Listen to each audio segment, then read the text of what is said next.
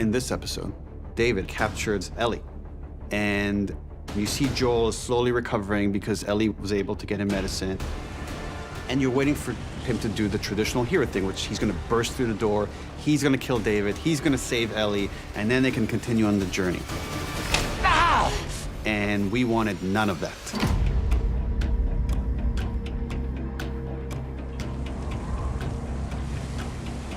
We think of it as our cold episode. That one was really cold. And it needed to be, because the episode in many ways is about deprivation. Shooting in February in Calgary was freezing. Obviously also holding a freaking rifle up, so like a 5-minute scene was tricky. And there was 3 or 4 house-size wind machines that were just pummeling me with snow. Yeah, so that was hard.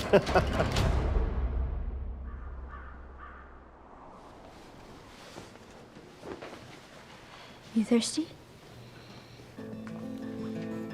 So we find ourselves in this darkest place with the darkest version of Joel. And Ellie is forced to survive on her own. This sequence is the thing that inspired me or like made me want to make the game. So in the game, at this point, you play as Ellie. And it's this really wonderful moment when you watch people play it because they almost always say, oh my God, I'm Ellie. You're quite a hunter. We didn't even hear you coming. Turn around and walk away.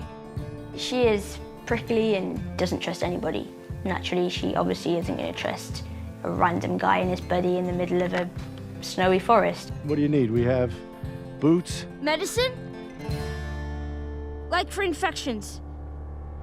We do. David presents as the good dad. And we begin to wonder if maybe she has met the one good person out there.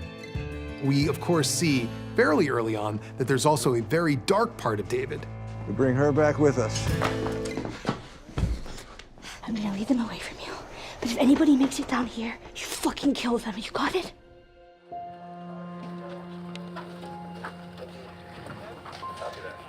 When he captures Ellie, 3, 2, 1, action!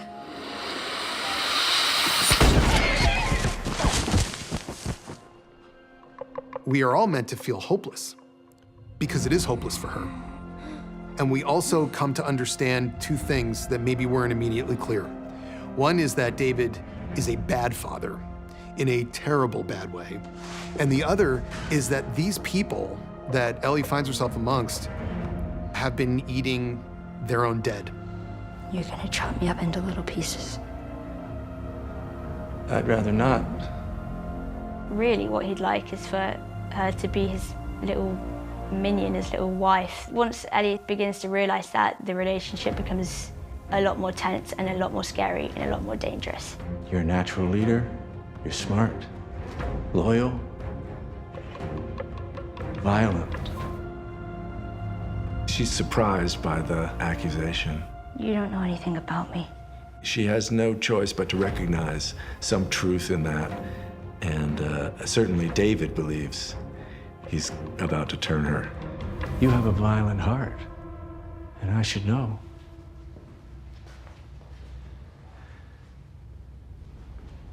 I've always had a violent heart.